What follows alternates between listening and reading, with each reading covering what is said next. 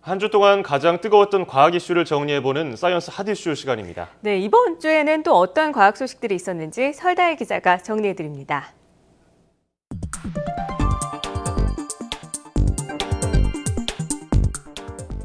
사이언스 핫 이슈 먼저 5위입니다. 지난 7월 명왕성을 지나 더 먼 우주로 나아가고 있는 우주 탐사선 뉴 허라이즌스호가 명왕성을 근접 촬영한 사진들을 새로 보내왔습니다.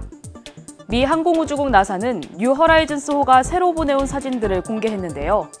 이번에 공개된 사진에서는 높은 산과 분화구, 평지와 모래 언덕으로 추정되는 곳과 균열지대가 확인됐습니다. 나사는 사진들 속 명왕성의 지형이 예상보다 훨씬 복잡하다고 밝혔습니다. 이외에도 뉴 허라이즌스호는 명왕성의 위성 카론의 모습 등 연구 가치가 높은 고화질의 사진들도 보내왔고 앞으로 더 많은 사진을 전송할 예정입니다. 사이언스 핫 이슈 이어서 4위입니다.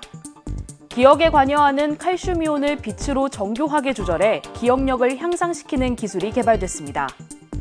기초과학연구원 인지사회성 연구단은 카이스트 허원도 교수팀이 빛으로 살아있는 동물의 체내 칼슘 이온 농도를 조절하는 데 처음으로 성공했다고 밝혔습니다. 세포에 빛을 쪼여 기존보다 5배에서 10배 많은 칼슘 이온을 뇌세포 안으로 유입시키는 기술을 개발한 건데요. 칼슘 이온은 우리 몸에서 세포 성장과 근육 수축 등의 생명 현상에 관여합니다.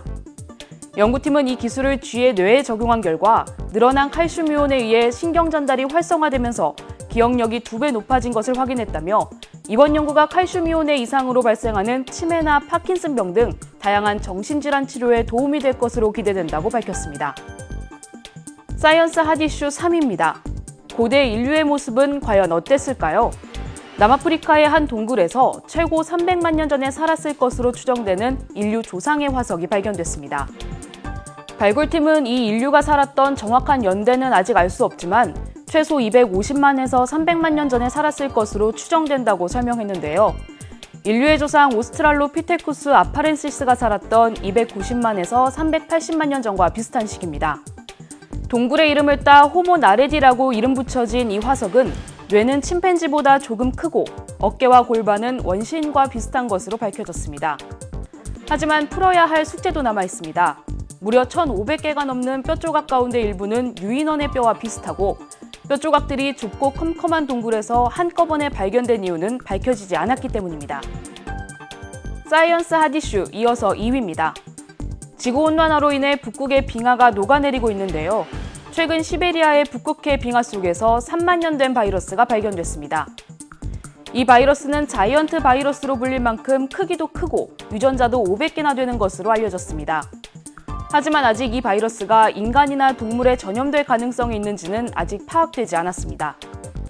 전문가들은 빙하 속에서 고대 바이러스가 발견된 것은 2003년 이후 4번째라며 온난화로 빙하가 녹아내리는 현상이 더 빨라지면 앞으로 더 많은 바이러스가 나올 가능성이 있다고 전했습니다. 이번 주 사이언스 핫 이슈 1위입니다. 이른바 불의 골이라고 불리는 환태평양 지진대가 심상치 않습니다. 지난 14일 일본 남부의 아소산이 폭발했고 다음 날인 15일에는 인도네시아의 시나붕 화산이 폭발한 데 이어 17일 칠레에서는 규모 8.3의 강진이 발생한 건데요. 불의 고리는 알래스카에서 미국 서부, 남태평양, 동남아시아, 일본, 러시아 북동부까지 연결됩니다. 2004년 이후 불의 고리에서는 규모 8.0 이상의 대지진이 자주 발생하고 있는데요. 때문에 전문가들은 50년 주기의 초강진 시기로 접어든 것 아니냐는 우려의 목소리를 내고 있습니다. 지금까지 사이언스 핫 이슈였습니다.